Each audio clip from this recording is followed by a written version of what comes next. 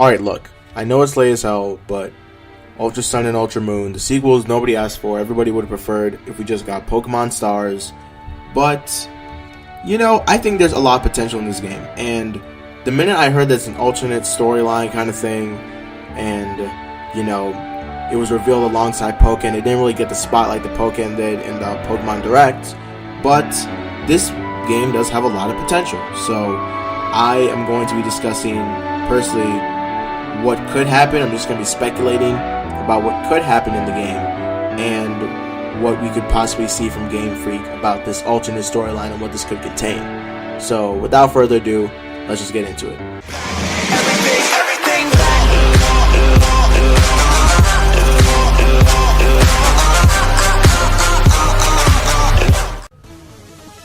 Now my first speculation is that we'll have a much deeper story on the levels of Black and White. Now, Sun and Moon's story was a bit disappointing because the only really loop we had in the story was that the Aether Foundation was in cahoots with Team Skull. And you could kind of predict that off like the reveal trailer that we got for the Aether Foundation. When you can predict that off a reveal trailer, it doesn't really leave too great of a sign. Now, I do think we'll have a much deeper story, like Black and White levels of deep, even though it doesn't really look like that on the surface, but the alternate story concept does make it does make it seem that we'll be having a deeper Black and White level story. So that's personally my opinions on what the alternate timeline thing could pertain to when it comes to this, and that's basically, the source for the point that I have for that.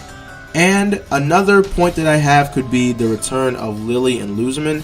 Now, at the end of the game, Lily and Luzman, they go off to Kanto because Lily thinks that there is a cure for her mother after, the Ultra Beast fiasco. Now, if it doesn't take the alternate story route and it more takes the after, like, a true sequel to Sun and Moon, where it's the events after Sun and Moon, then I do believe that we can possibly see the return of Lily or Luzman. It really depends, but mostly Lily if they do go that route. Now, I don't think they will go that route since alternate story is really what they're focusing on, but if they do decide to do something that is after the events of Sun and Moon, then this is definitely necessary because Lily is basically a main character right alongside your character in Sun and Moon, so it wouldn't really make sense if they left her out of the sequel. So that's just my opinion. Another point I have is that it takes place after the original Sun and Moon.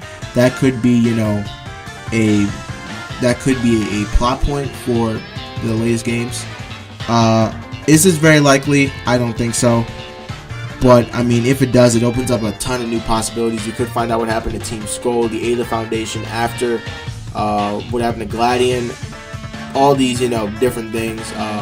Ultra Beasts in the Alola region because, they're kind of just leaking into the Alola region at the end of the game. We don't really know what happens there. So if they do decide to do that takes place after the original Sun and Moon, they're going to have to cover a lot of ground.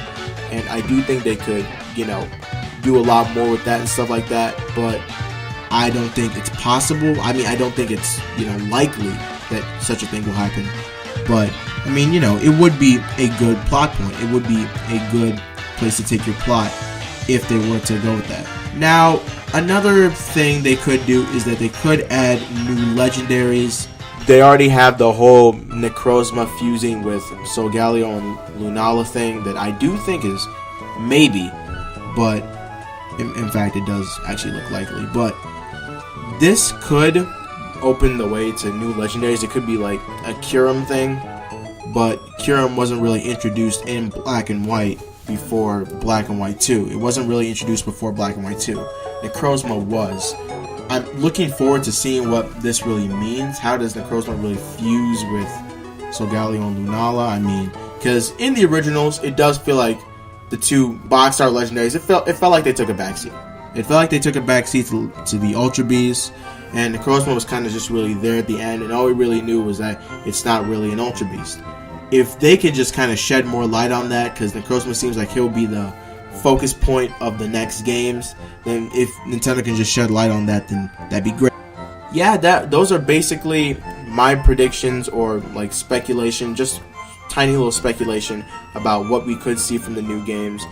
If you guys like the video, make sure to leave a like, comment down below, subscribe, all that good stuff. And don't forget to leave a comment down below telling me what your predictions are or what your speculation is for the new games. I'd love to hear that.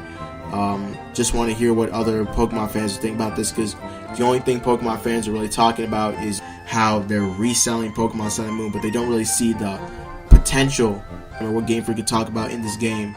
That, you know, they're kind of just looking past that and seeing that, oh, well, looks like they're reselling Sun and Moon. Well, I mean, it could be that way, but we're just going to have to wait till November to see. I'll see you guys next time. Peace.